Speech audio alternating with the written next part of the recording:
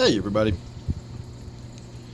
this is my spotted tilapia in my 125 gallon tank, and as much as I love this fish, I'm beginning to think I might have to find a new home for it. It's an absolutely gorgeous fish, and it seems fairly docile, except when it doesn't. It just seems to sort of mind its own business. It goes around pecking algae around the tank on a regular basis.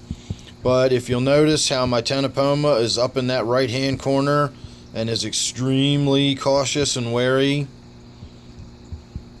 I'm not sure what's going on, but he's been acting weird, like he's afraid of that tilapia all day. And yes, that is my Snakeskin Gourami down there in the right hand corner. It's still alive. It still has the issues with the swim bladder. Well, I guess we're going to get to see it swimming around. You can see now that it's got sort of a balloon effect happening in that bottom portion of its body. So its swim bladder is definitely all bloated up. Okay, here we go. Now I'm getting ready. This is what I've been kind of waiting to see if we actually get any aggression on video.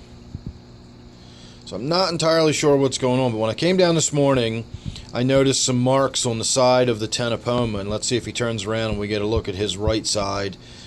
If you look on the upper portion, like right by where his dorsal fin is, you can see some marks where the gills, or where a couple of the scales have been knocked off. And that was the first thing I noticed when I turned the lights on. He had these marks, which turned out to just be loose scales hanging there. And he's just been acting funny all day. And he's been down this end of the tank. He didn't really come over when I fed everybody. I actually had to come down this end of the tank to feed him, which is really unusual. He's usually a very personable fish. He comes over and greets me. He's a little cautious when I stick my hands in the tank, but he doesn't ever seem timid. He never seems to be hiding. And he really seems to be acting very weird today, and it all seems to be revolving around this fish. So again, I haven't seen any outright aggression, at least not towards the Ctenopoma. I have seen aggression from the tilapia towards the Snakeskin Gourami, and I'll quickly finish my thoughts on the Snakeskin Gourami. At this point, I think the only thing I could do, other than euthanize the fish, would be to try to get a syringe and inject into where the inflated swim bladder is and allow the air to escape that way. And I don't know if I'm comfortable enough doing that. I don't know enough about fish anatomy, and I just, I would feel like I'm just sort of doing experimental surgery on the fish at that point, just for the sake of seeing if I can do it. And while I suppose there is, maybe do it just for the sake of seeing if I can do it, I have thought about that. I just don't like doing stuff like that. I really don't even want to pull the fish out of there and euthanize it. I don't even like doing stuff like that. So call it cowardice if you want, or I don't know, but I really probably ought to pull it out of there, put it in a bucket with some clove oil or some Pimafix. I'm pretty sure Pimafix will kill a fish. I've done it by accident enough times. I'm sure if I intended to do it and I overdosed it with Pimafix, it would probably just put the fish to sleep. I've been told that the Pimafix has the same chemical compounds in it that the clove oil has, and that's why if you use a little too much Pimafix, you'll actually overdose your fish and just sort of put them to sleep. So don't know what I'm going to do with the Snakeskin Gourami. I'm just kind of, honestly, I come down every morning just sort of hoping he's no longer with us and I can just sort of get rid of him and be done with it. That's kind of what I'm waiting to happen. I'm just sort of kind of decided I'm letting nature take its course, and he's probably just going to go the way of his one-time mate. I used to have a female Snakeskin Gourami over in my Gourami tank, and she developed the same exact issue, looked exactly the same way, behaved the exact same way, and after about 2 weeks, she just passed away, and there was no longer an issue. So probably going to just kind of let the same course of action take place here. Again, it's not pleasant to look at, but I don't know how much so-called suffering